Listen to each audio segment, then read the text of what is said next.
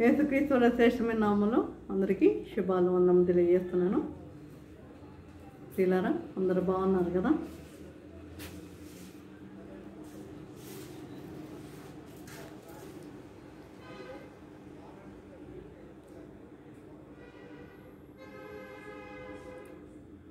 ఈరోజు అంశం ఏంటంటే జయకరమైన క్రైస్తవ జీవితం. జయకరమైన క్రైస్తవ జీవితం. జయం, మన జీవితంలో జయం అనేది ఉండాలి. ఉందా? జయం జయం జయం కలిగి ఉండాలి మనం. జయకరమైన క్రైస్తవ జీవితం. మన హృదయం ఎలా ఉండాలి అంటే వైట్ పేపర్లా ఉండాలంట మన హృదయం. మచ్చ, మడత, డాగు, కళంకము ఏమీ లేకుండా వైట్ పేపర్లా ఉండాలి. అది జయం. జయకరమైన క్రైస్తవ జీవితం. చూడండి, మత్తయి సువార్త 10వ అధ్యాయము 32వ వచనం చూసినట్లయితే, మత్తయి సువార్త 10వ అధ్యాయము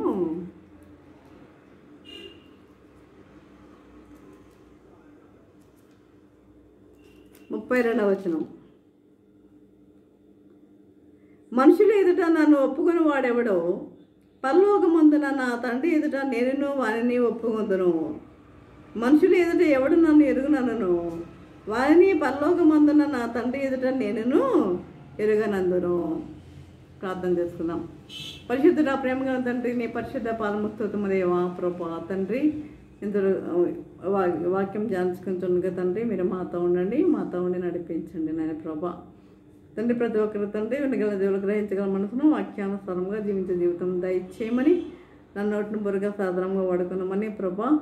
తండ్రి, నన్ను సిలువ తట్టు మరకు పరచమని ప్రభు నేసి నమ్మకం వినమ్గా వేడుకుంటున్నాము తండ్రి. ఆమేన్. ఇంకోసారి చదువుతున్నాను. మనుషులు ఎదుట నన్ను ఒప్పుకొని వాడెవడో పరలోకమందున నా తండ్రి ఎదుట నేను వారిని ఒప్పుకొందును. అంశం ఏంటంటే ఒప్పుకొందును. మనుషులు ఎదుట నన్ను ఒప్పుకొని వాడెవడో. చాలామంది ఒప్పుకోరు, ప్రభువుని అంగీకరించరు. చర్చికి వెళ్తారు కానీ ఇంకా వేరే వేరే ప్రాంతాల్లోకి వెళ్ళినప్పుడు తీనట్లుగా ఉండేవాళ్ళు కూడా అనేక మందిని నేను చూశాను. తీనట్లుగా ఉండేవాళ్ళు. కనుక మనుషులు ఎదుట నన్ను ఒప్పుకొని వాడేవాడో పరలోకమందున నా తండ్రి ఎదుట నేను వాడిని ఒప్పుకోను. నన్ను మీరు ఒప్పుకోవట్లేదు కదా, ఇక్కడ మనుషులు ఎదుట మీరు నన్ను అంగీకరించట్లేదు కదా, మరి నా తండ్రి ఎదుట నేను ఒప్పుకుంటాను మిమ్మల్ని? ఒప్పుకోను. నా తండ్రి ఎదుట నేను కూడా మిమ్మల్ని అంగీకరించాను. నాకు తెలియదు అంటాను నేను అంటున్నాడు ప్రభు. అదేవిధంగా మనుషులు ఎదుట ఎవడు నన్ను ఎరుగననునో, మనుషులు ఎదుట ఎవడు నన్ను ఎరుగననునో వారిని పరలోకమందున నా తండ్రి ఎదుట నేను ఎరుగనందును. మనుషుల ఎదుట ఎవరు నన్ను ఎరుగననునో, ఎవరు నన్ను ఎరుగననునో, నాకు తెలియదు, ఆ ప్రభు ఎవరో తెలీదు అనేవాళ్ళు ఎవరైతే ఉన్నారో ఎరుగనను వారిని పరలోకమందున నా తండ్రి ఎదుట నేను కూడా ఎరుగనంటాను. సరా, నేను కూడా ఎరుగనంటాను అని చెప్తున్నాడు. కాబట్టి మనం ఎలా ఉండాలి? ప్రభువుని మనం అంగీకరించే వారిగా ఉండాలి. జీవితాంతము మనము ప్రభువుని ఆనుకుని జీవించే వారిగా ఉండాలి.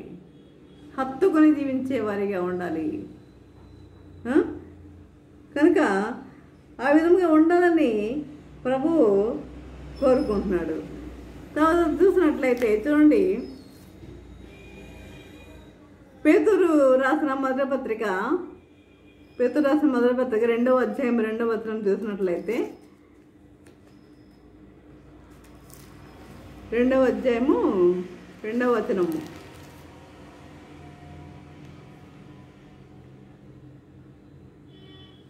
ప్రభు దయాళుడని మీరు రుచి చూచి ఉన్న ఎడల సమస్తమైన దుష్టత్వమును, సమస్తమైన కపటమును, వేషధారణను, అసూయను, సమస్త దూషణ మాటలను మాని కొత్తగా జన్మించిన శిశువులను పోలిన వారై నిర్మలమైన వాక్యమును పాల వలన రక్షణ విషయంలో పాల వలన అంటే ఇక్కడ ఏమిచ్చాడు? నిర్మలమైన ఆత్మ సంబంధముకు ఫుట్నోట్లు ఇచ్చాడు. నిర్మలమైన ఆత్మ సంబంధముకు పాల వలన, వాక్యమైన పాల వలన రక్షణ విషయంలో ఎదుగు నిమిత్తము ఆ పాలను అపేక్షించుడి. ప్రభు దయాళుడని మీరు రుచి చూచి ఉన్న ఎడలా. దయాళుడేనా? ప్రభు దయాళుడేనా? దయాళుడండి. నేనే చెప్తా, 100% నేను చెప్తా. నన్ను అనేక శోధనల నుండి దేవుడు నన్ను గట్టెక్కించాడు. అనేక శోధనల నుండి అసలు నేను చెప్పలేను. నేను అది చెప్పాలంటే అసలు టైం సరిపోదన్నమాట. టైం చాలదు, ఒక బుక్ రాయడానికి కూడా చాలదు. అన్ని శోధనల నుండి, చిన్నతనం నుండి అన్ని శోధనల నుండి దేవుడు నన్ను కాపాడుతూనే వస్తున్నాడు. నన్ను మరి దేవుని యొక్క సంకల్పం ఏమిటో నాకైతే తెలియదు, కానీ అనేక శోధనల నుండి దేవుడు కాపాడుతున్నాడు. అంటే దేవుడు అంత దయామయుడు అన్నమాట. అంత దయామయుడు, అంత కృపామయుడు, అంత కరుణామయుడు అని మనము రుచి చూచి ఉన్న ఎడల మనకే తెలుస్తుంది ప్రభు దయాళుడా కాదా అన్నది. మన పట్ల జరుగుతున్న దేవుడు జరిపిస్తున్న కార్యాలను బట్టే మనకు తెలుస్తుంది దేవుడు దయాళుడా కాదా అన్నది. కాబట్టి సమస్తమైన దుష్టత్వమును, సమస్తమైన కపటమును, వేషధారణ, సమస్తమైన దుష్టత్వం వదిలిపెట్టేసేయండి. దుష్టత్వం వద్దు, సమస్తమైన కపటం వద్దు. నీలో కపటం ఉంచుకోవద్దు. నువ్వు నిర్మలంగా ఉండు. మాట్లాడకపోయినా అది శత్రుత్వము కాదు, నీ కీడు కోరుకోవడం కాదు అన్న విషయాన్ని గుర్తుపెట్టుకోవాలి. ఎవరు మనం ఇతరులకు కీడు కోరుకునే వారిగా మనము ఉండవద్దు. అలా కీడు కోరుకుంటే దేవుడు ఒప్పుకోడు కదా. కనుక సమస్తమైన కపటమును, వేషధారణను, అసూయను, సమస్త దూషణ మాటలు కూడా వద్దు. ఒక్కొక్కసారి ఆ సాతాను వస్తాడు మన మీదకి. కనుక అలాంటివి కూడా మనం ఏం చేయాలి? తొలగించుకోవాలి. ఆ దూషణ మాటలు కూడా మనం తొలగించుకునే వారిగా ఉండాలి. సమస్త దూషణ మాటలను మాని కొత్తగా జన్మించిన శిశువులను పోలిన వారై. కొత్తగా జన్మించిన శిశువులను చూడండి ఎట్లా ఉంటారు వాళ్ళు. కనుక శిశువులను పోలిన వారై నిర్మలమైన వాక్యమును పాల వలన రక్షణ విషయంలో ఎదుగు నిమిత్తము ఆ పాలను అపేక్షించుడి. కాబట్టి ప్రభు దయాళుడు, కృపామయుడు, కరుణామయుడు. కనుక మనము దేవుని యందు మనము మరి భయభక్తులు కలిగి మనము జీవించే వారిగా ఉండాలి. ఆయన దయ మనం పొందుకోవాలి అంటే, ఆయన కృప మనం పొందుకోవాలంటే ఆయన యందు మనం భయభక్తులు కలిగి జీవించే వారిగా ఉండాలి. మన నోటి నుండి ఇలాంటి దుష్టత్వమైన మాటలు మనము మాట్లాడుకునే వారిగా ఉండకూడదు ప్రియులారా. మనం అనుకోవచ్చు, ఎవరు వింటలేదు కదా అమ్మా అని మనం అనుకోవచ్చు, కానీ దేవుడు వింటున్నాడు కదా. నువ్వు అనే మాటలు ప్రతీది కూడా, నువ్వు అనే నీ నోటి నుండి వచ్చే ప్రతి మాట దేవుడు ఆలకిస్తున్నాడు కదా, దేవుడు వింటున్నాడు కదా, నవ్వుతున్నాడు కదా. నువ్వు మాట్లాడే మాటలను చూసి ఒక పక్క ప్రార్థన చేస్తున్నావు, ఓ ప్రక్క నువ్వేం చేస్తున్నావు, మళ్ళీ ఒక ప్రక్క ప్రార్థన చేస్తున్నావు, ఒక ప్రక్క నువ్వు దూషణమైన మాటలు కూడా నువ్వు మాట్లాడుతున్నావు. ఇవి దేవునికి ఇష్టమైనవి కావు ప్రియులారా. కాబట్టి క్రీస్తును బహిరంగంగా ఒప్పుకొనట, తర్వాత వాక్యమును చదువుట అన్న విషయాన్ని గురించి మనం ధ్యానించుకున్నాము. వాక్యాన్ని మనము చదువుకోవాలి. తర్వాత మనుషుల చేత విసర్జింపబడినను దేవుని దృష్టికి ఏర్పరచబడినదియు అమూల్యమైనను సజీవమునైన రాయగు ప్రభువునొద్దకు వచ్చిన వారై యేసుక్రీస్తు ద్వారా ఈ దేవునికి అనుకూలములకు ఆత్మ సంబంధమైన బలులర్పించుటకు పరిశుద్ధ యాజకులుగా ఉండునట్లు మీరు సజీవమైన రాళ్ళవలె నుండి ఆత్మ సంబంధమైన మందిరముగా కట్టబడుచున్నారు. సజీవమైన రాళ్ళవలే ఉండి మనము ఎలా కట్టబడుతున్నామంట? ఆత్మ సంబంధమైన మందిరముగా కట్టబడుతున్నామంట. ప్రియులారా, ప్రైజ్ లార్డ్. ఆత్మ సంబంధమైన మందిరముగా మనము కట్టబడుతున్నామంట పిల్లారా. తర్వాత చూసినట్లయితే చూడండి, మనము క్రీస్తు కొరకు మనం పని చేసేవారిగా ఉండాలి. క్రీస్తు కొరకు మనం ఏం చేయాలి? పని చేసేవారిగా ఉండాలి. మనం ఏం చేస్తాం? ఎల్లప్పుడూ ఇంట్లో పని చేసుకుంటాం. మన జీవితం కొరకు, మన బ్రతకడం కొరకు మనం ఆ పనులే మనం చేసుకుంటాం. కానీ మన దేవుని కొరకు పనిచేసేవారిగా మనము ఉండటం లేదు. చూడండి, మత్తయి సువార్త 25వ అధ్యాయము, మత్తయి సువార్త 25వ అధ్యాయము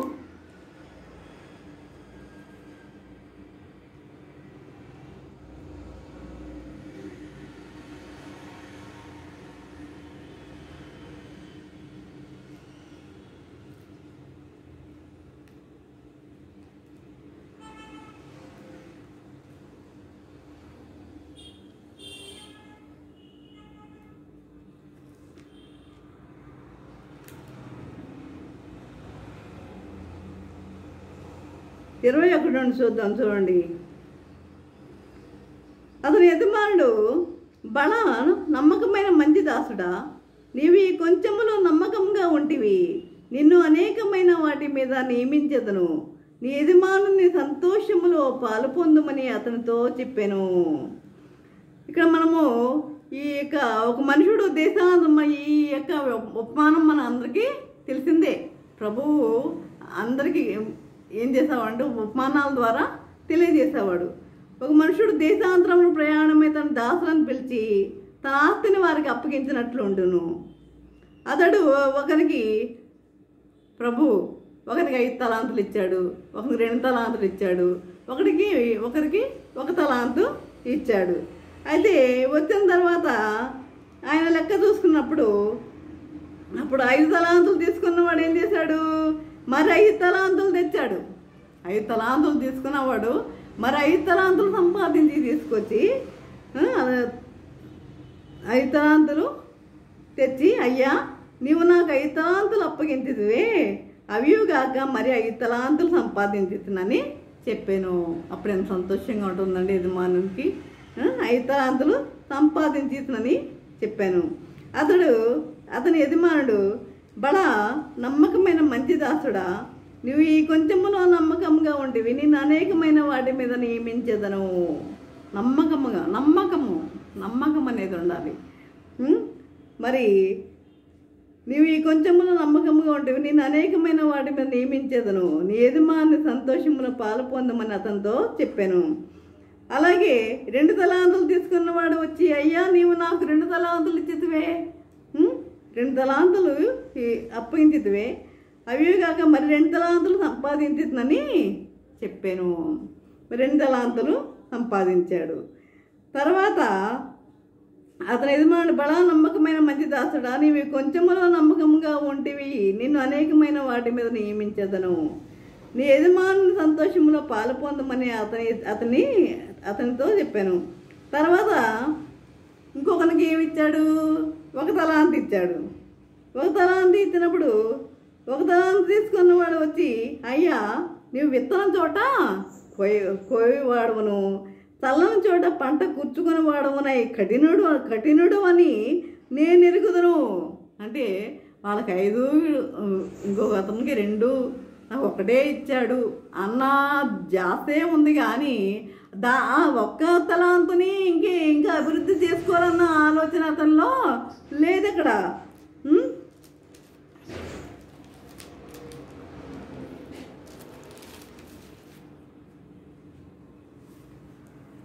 కాబట్టి చల్లని చోట పంట కూర్చుకుని వాడవు నీ కఠినడు అని నేను ఎరుగుదును.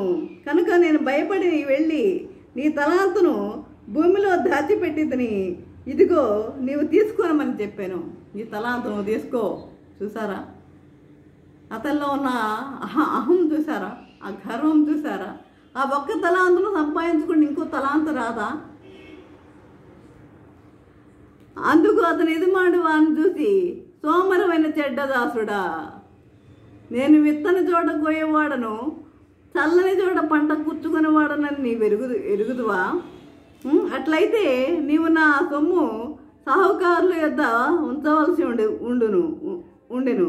నేను వచ్చి వడ్డీతో కూడా నా సొమ్ము తీసుకుని ఉందినే అని చెప్పి ఆ తలాంతును వాని యొద్ద నుండి తీసివేసి 10 తలాంతులు గలవానికి ఇయుడి.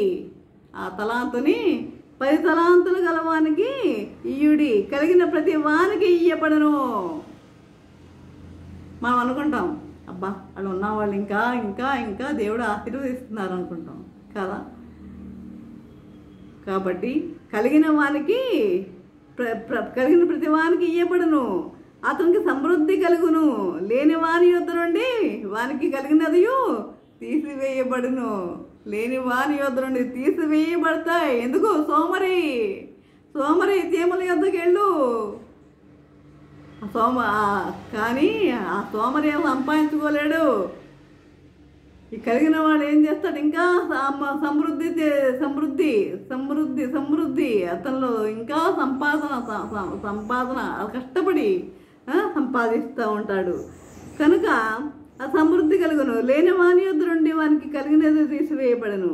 మరియు పనికి మాలిన దాసుని వెలుపడి చీకటిలోనికి త్రోసివేయడి. అక్కడ ఏడ్పును పండ్లు కొరుకుడై ఉండునా నేను. చూసారా? కాబట్టి ఈ విధముగా సోమరి అనమాట, పని చేయని వాడు. క్రీస్తు కొరకు పనిచేసేవాడు ఎలా ఉంటాడు? సమృద్ధిగా ఉంటాడు. క్రీస్తు కొరకు పని చేసేవాడు. పని చేయలేనివాడు ఎలా ఉంటాడు? సోమరిగానే ఉంటాడు. కనుక ఇంకొకటి చెప్పి నేను ముగిస్తా. చూడండి, ఫిలిప్పీయుల రాసిన మొదటి పత్రిక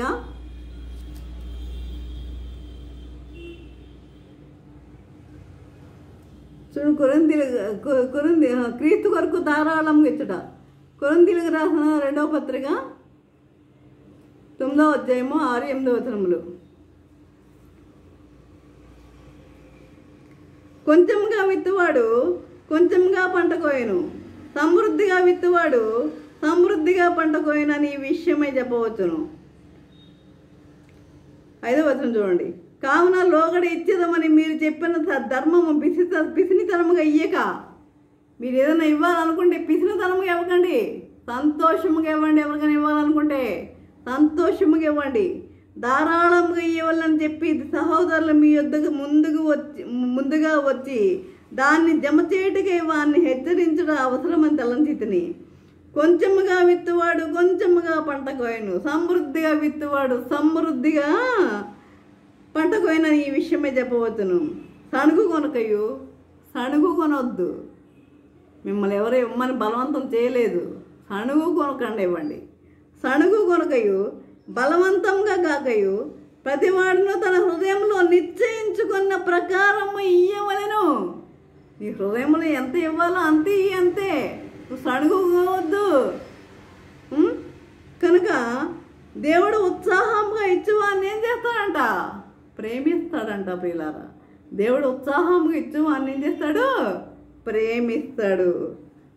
కనుక మరియు అన్నిటి యందు ఎల్లప్పుడూ మీలో మీరు సర్వ సమృద్ధి గలవారే ఉత్తమమైన ప్రతి కార్యము చేయుటకు దేవుడు మీ ఎడల సమస్త విధములైన కృపను విస్తరింపజేయగలడు. ఇందు విషయమై అతడు వెదజల్లి దరిద్రులకిచ్చెను, అతని నీతి నిరంతరము నిలుచునని వ్రాయబడి ఉన్నది. కాబట్టి మనము కానుకలు ఇచ్చినా, ఎవరికైనా ధర్మము చేసినా మనం ఏం చేయాలి? సంతోషముగా ఇవ్వమంటున్నాడు. సంతోషంగా ఇవ్వండి, పిసినితనంగా ఇవ్వద్దు. ధారాళంగా ఇవ్వండి, ధారాళంగా ఇవ్వాలని చెప్పి కొంచెంగా విత్తువాడు కొంచెంగా పంట కోస్తాడు, సమృద్ధిగా విత్తువాడు సమృద్ధిగా పంటకు వస్తాడు. కాబట్టి ఈ విధముగా మనము దేవునికి ఇచ్చేటప్పుడు కూడా మనం ఏం చేయాలి? ఎలా ఉండాలి? సంతోషంగా మనకు దేవునికి ఇచ్చేవారముగా ఉండాలి. ఇస్తున్నారా? అలా ఇస్తున్నారా? దేవుడు మిమ్మల్ని ఇమ్మని అడగలా, కానీ మీ హృదయం నిశ్చయించుకున్న ప్రకారం మీరు ఇవ్వండి. మీ హృదయంలో నిశ్చయించుకున్న ప్రకారం మీరు ఇవ్వండి. ఈ విధంగా ఉండాలని ప్రభు కోరుకుంటున్నాడు. ఇది జయకరమైన క్రైస్తవ జీవితం. మన ఎన్ని విషయాలు చెప్పుకున్నాం. క్రీస్తుని బహిరంగంగా ఒప్పుకుంటా, క్రీస్తుని బహిరంగంగా మనం ఒప్పుకునేవారిగా ఉండాలి. తర్వాత వాక్యమును పాలవలే అపేక్షించాలి. తర్వాత క్రీస్తు కొరకు మనం ఏం చేయాలి? పని చేసేవారిగా ఉండాలి. క్రీస్తు కొరకు మనం పని చేసేవారిగా ఉండాలి. క్రీస్తు కొరకు ధారాళంగా ఇచ్చేవారిగా ఉండాలి. ప్రియులారా, ఆ విధముగా ఇద్దామా? ఇచ్చేవారిగా ఉందామా? ఆ విధముగా ఉంటకు పరిశుద్ధాత్మ దేవుడు సహాయం చేసి నడిపించను గాక. ఆమేన్. ప్రార్థన చేసుకుందాం. పరిశుద్ధుడా, ప్రేమ గల తండ్రి, నీ పరిశుద్ధ పాదముస్తోత్రము దేవా. ప్రభా తండ్రి, ఇంతవరకు నేను ప్రభా నీ వాక్యం ద్వారా తండ్రి మాతో మాట్లాడిన విధానం బట్టి నాయన మీకు ఉన్నాం తెలియజేసుకుంటున్నాం. ప్రభా తండ్రి, ప్రతి ఒక్కరు తండ్రి వాక్యం విని తండ్రి మరి ప్రతి ఒక్కరిలో మారుమనసు కలగటకు నీ కృప దయచేయమని నజరేయుడైన నామములో మనవి నమ్మక పెడుకుంటున్నాం తండ్రి. ఆమేన్. తండ్రి అయిన దేవుని ప్రేమయు, కుమారుడైన యేసుక్రీస్తు కృపయు, పరిశుద్ధాత్మిక అన్న సహవాసము సకల దీవెనల సదాకాలము ప్రభా తండ్రి ఎంతమంది అయితే ప్రభా వాక్యం వినున్నారు ప్రతి ఒక్కరిలో మారుమనసు కలగటకు కృప దయచేయమని మా ప్రభు అయిన యేసు నామములో మనవి నమ్మక పెడుకుంటున్నాం తండ్రి. ఆమేన్. ఆమేన్. ఆమేన్.